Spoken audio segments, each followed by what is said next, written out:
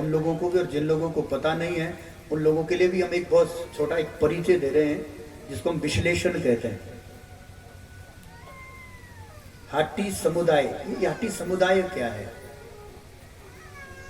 क्योंकि अभी पिछले 5 दशक से, लगभग 52 वर्ष से, 1967 1967 में हमारा जो सबसे नजदीक का राज्य है, जिसको हम लोग जोनसार बाबर कहते हैं, शायद आप सब जानते हैं। हमारी जो संस्कृति है, हमारी जो सभ्यता है, हमारी जो एक मांग, जो डिमांड रही है पिछले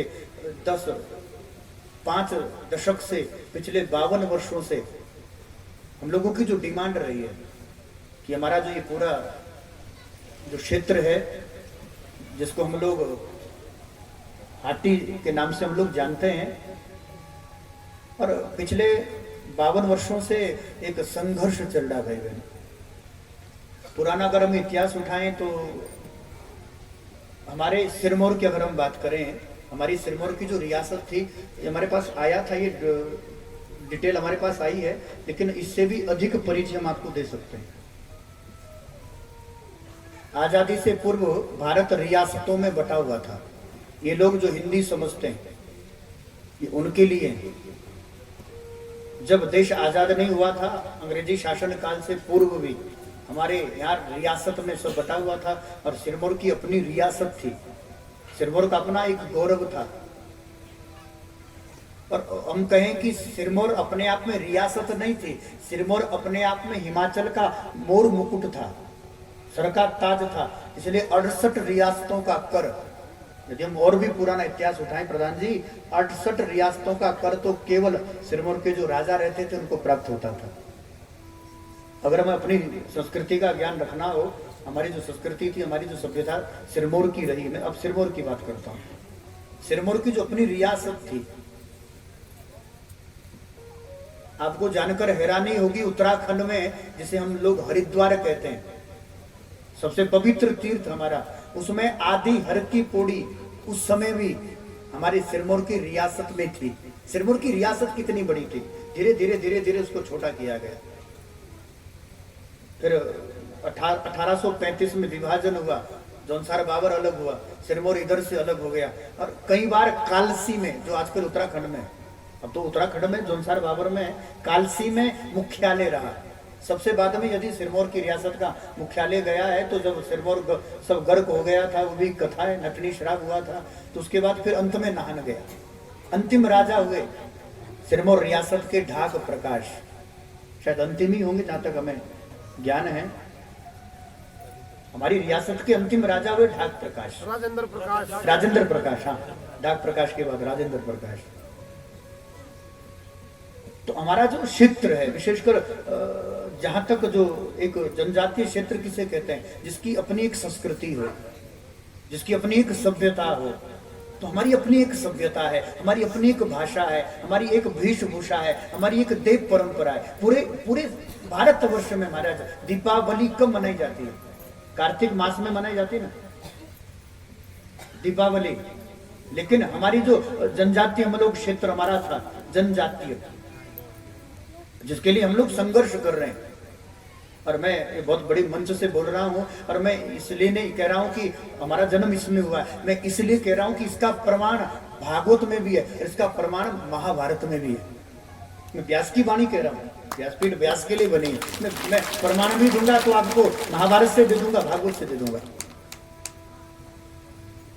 हमारे यहाँ पूरी जो हमारी जनजाति, जो हमारी लगभग 145 पंचायतें हैं, जनसंख्या की अगर हम बात करें तो लगभग 3 लाख प्लस जनसंख्या है। क्षेत्रफल की अगर हम बात करें तो 1299 वर्ग किलोमीटर का क्षेत्र हम लोगों का है। जोनसार बाबर से जो क्षेत्र अलग हुआ, जिसके लिए हम लोग एक हाटी समुदाय के नाम से जनजातीय क्षेत्र के लिए हमारे लोग संघर्ष कर रहे हैं, और पिछले 52 वर्ष से, अब कितनी पीढ़ियां तो हमारी इस संघर्ष में खत्म हो गई। लेकिन चाहे भारत की वर्तमान सरकार हो और चाहे उससे पूर्व की सरकार हो, क्योंकि यहां पर अब राजनीतिक रोटी दाल तो गलने वाली नहीं।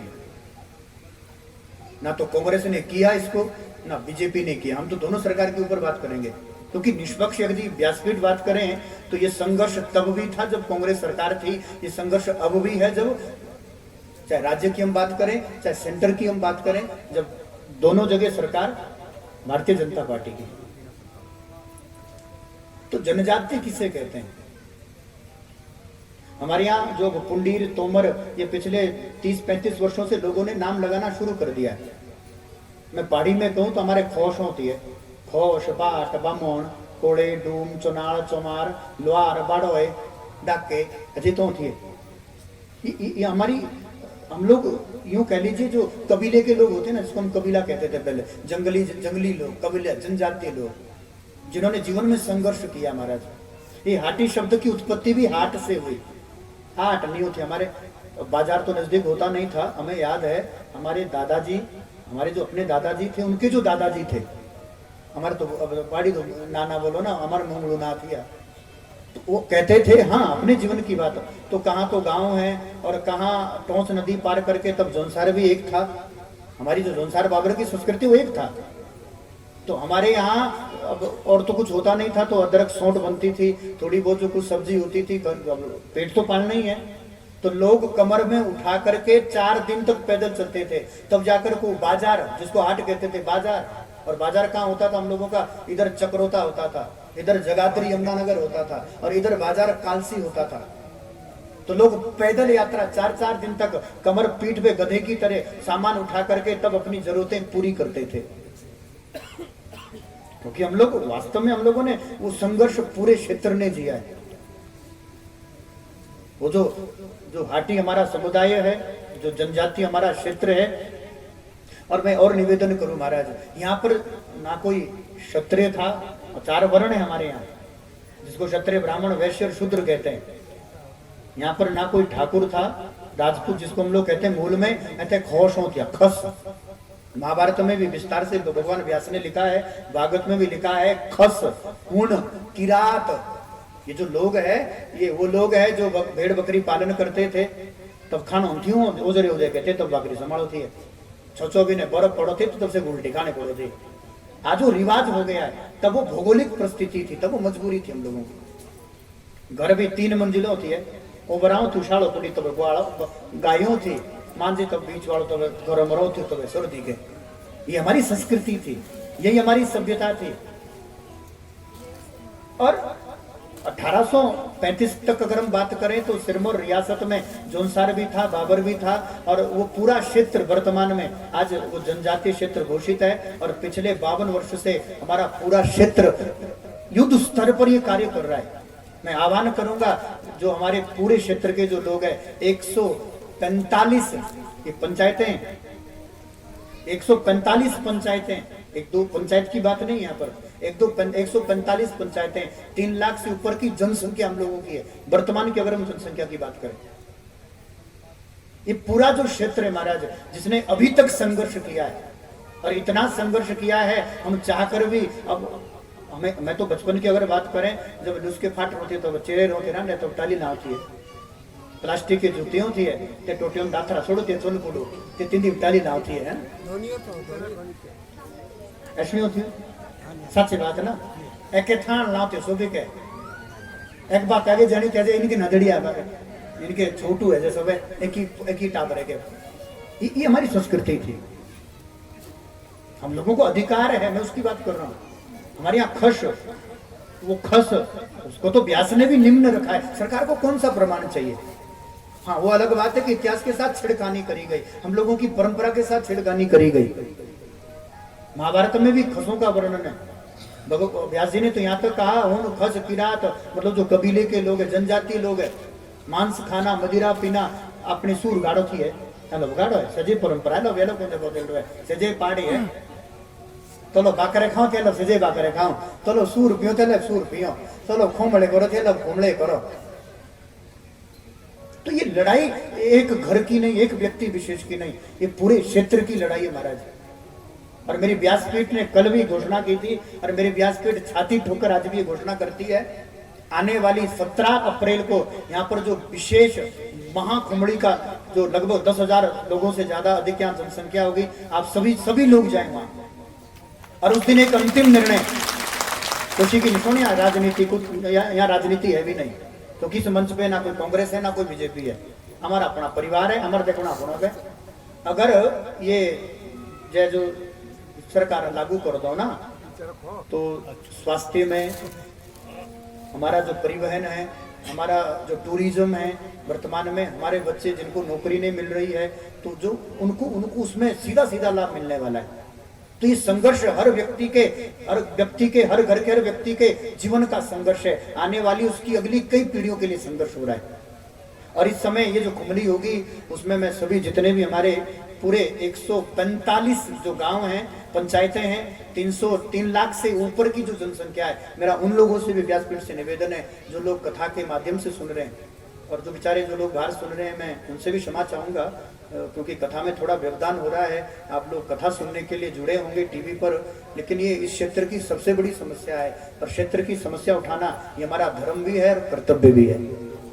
अब की कुंभली में एक अंतिम निर्णय होगा, ज्यादा भाषणबाजी तो हर जगह होती है, अब अंतिम निर्णय ये होगा, यदि जनजातीय दर्जा इस क्षेत्र को नहीं मिला तो ना आरक्षण होगा, आने वाले समय में ना इलेक्शन होगा। खुलकर मैं इस बात को अब हिंदी में ही कहता हूं, क्योंकि पहाड़ी में शायद लोगों को समझना है।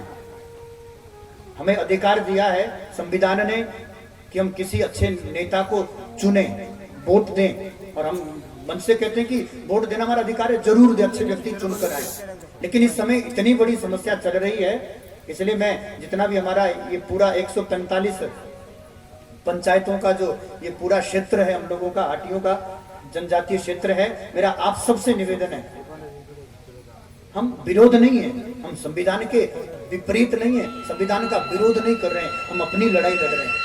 और डंडा तो हम उठा नहीं सकते, और मर्यादा शब्द का हम प्रयोग नहीं कर सकते, क्योंकि हम लोग पहाड़ी हैं, मर्यादा जानते हैं, मर्यादा रहने में भी हम विश्वास करते हैं, क्योंकि हम लोगों को लड़ाई ना पसंद थी ना भविष्य में पसंद है। हमने लड़ना ही क्यों, हम मौन होकर भी जवाब, महाराज गाली गलौज करके लड़ाई झगड़े करके भी हम जवाब दे सकते हैं, लेकिन उससे अच्छा जवाब हम मौन रहकर दे सकते हैं, हम मौन रहकर जवाब देंगे। हमारे यहाँ पहाड़ में आज भी नियम है, कोई नेता यदि जुड़ा हो टीवी के माध्यम से या सोशल मीडिया के माध्यम से, कान खोलकर सुन लें। हमारी जितना ये जनजातीय क्षेत्र है, हमारे यहाँ हमारे जो कबीले के, हम लोग कबीले टाइप के लोग हैं, उसी टाइप के लोग, उसी तरह हम जनजातीय जीवन हम लोगों ने जिया है। हमारे यहाँ अगर गांव का प्रधान भी बनाना है तो हमारे यहाँ लोटा नमक देते हैं, उस लोटे नमक को कहते हैं कसम खाना।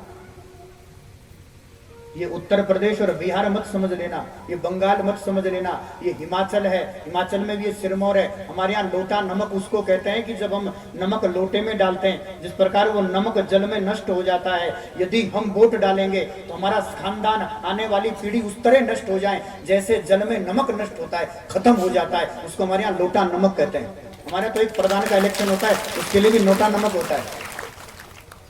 आने वाले 17 तारीख को यही निर्णय होगा। 145 पंचायत के 3 लाख लोग एक साथ संकल्प करेंगे, एक साथ प्रतिज्ञा करेंगे, यदि हमारी बात मानी नहीं गई, ये 52 वर्ष का संघर्ष यदि अब भी नहीं हुआ, और इस समय तो हमें गर्व भी है भारत के माननीय प्रधानमंत्री पर, इस बात का गर्व है कि आज पूरा भारत सुरक्षित हाथों में। हम सम्मान करते हैं भारत के प्रधानमंत्री का, और प्रार्थना भी करते हैं, निवेदन भी करते हैं उनसे कि हमारी समस्या को समझें, हमारी दर्द को समझें, पीड़ा को समझें, हमारे जो युवा पिछड़ चुके हैं उसकी समस्या को समझें। अरे हमारे यहाँ महाराज खाने के लिए रोटी नहीं होती थी, बच्चा आदमी डॉक्टर कैसे बनता, इंजीनियर कैसे बनता। आज यदि शिक्षा का अभाव था, एजुकेशन नहीं थी, इसलिए नौकरी भी नहीं थी, गरीबी का अभाव का मूल कारण तो यही रहा है, क्योंकि हमें 52 वर्ष से हम संघर्ष कर रहे हैं। कब तक संघर्ष करवाएगी सरकार। हम सम्मान करते हैं भारत के प्रधानमंत्री का, अब दिल से हम सम्मान भी करते हैं, ऐसा नहीं, इसलिए करते हैं कि पहली बार हमें राजा नहीं मिला है, पहली बार हमें कोई सेवक मिला है जो राष्ट्र की सेवा में लगा है, सनातन की सेवा में लगा है, और फिर से लगता है कि शायद पुनः हिंदू धर्म की स्थापना भी हो जाए, फिर हम लोग एक बार संगठित भी हो जाए। लेकिन फिर भी मैं, चाहे वो बीजेपी का हो, कोई कांग्रेस का आदमी बैठा हो, मैं निवेदन करूंगा, इस बात को चैलेंज देकर कहता हूं, महाराज जितना सनातन और हिंदू संगठित हुआ है, उससे ज्यादा हमारा क्षेत्र संगठित हुआ है। आज हमारा पूरा क्षेत्र आप लोग तैयार हैं लोटा नमक के लिए? वोट नहीं देंगे? बिल्कुल नहीं। जैसे बाबा रामदेव जी ने घर घर जाके प्रचार किया था ना, हमें भी लगता है ऐसे ही घर घर जाके लोटा नमक डलवाना पड़ेगा। ना आरक्षण ना इलेक्शन, यही नारा अंतिम होगा। इसके अलावा दूसरा कोई नारा बचा भी नहीं। शांतिपूर्ण से, ना सरकारी संपत्ति को नष्ट क्यों करे, सरकारी संपत्ति भी तो हमारी है। हम लोग इतने मूर्ख नहीं है कि हम गाड़ी जलाएं, हम सड़क पर आंदोलन करें, या हम जाकर के सरकारी बिल्डिंग को या आम आदमी को हम पर क्यों करे भाई? आम आदमी तो हमारा है ना, परेशान तो हम होंगे, हमारा भाई होगा, हमारा कोई बंधु होगा। मौन होकर के प्रदर्शन होगा, और वो मौन इतना होगा कि उस मौन का जवाब हमें लगता है कि शायद राज्य की सरकार के पास तो होगा नहीं, केंद्र की सरकार के पास भी उस मौन का कोई भविष्य में उत्तर नहीं होगा। और ये न्यूज नहीं बनेगी, ये अंतरराष्ट्रीय न्यूज बनेगी कि पहली बार भारत में नहीं विश्व में ऐसा हुआ है कि कहीं पूरे क्षेत्र ने एक भी वोट नहीं डाला है। आज तक ऐसा नहीं हुआ होगा। आजाद भारत में ये पहली बार होने वाला है। इसलिए चाहे जो भी व्यक्ति राजनीति बिल्कुल ना करें, क्योंकि राजनीतिक मुद्दा नहीं है, इस पर राजनीतिक रोटी कोई ना सेके, चाहे कांग्रेस से हो चाहे वो बीजेपी से हो, क्योंकि ये लड़ाई आम आदमी की है। आम आदमी मतलब प्रत्येक व्यक्ति की, हर घर की व्यक्ति की है। तो कितने लोग चाहते हैं कि ऐसा हो? तैयार है आप लोग लोटा नमक के लिए?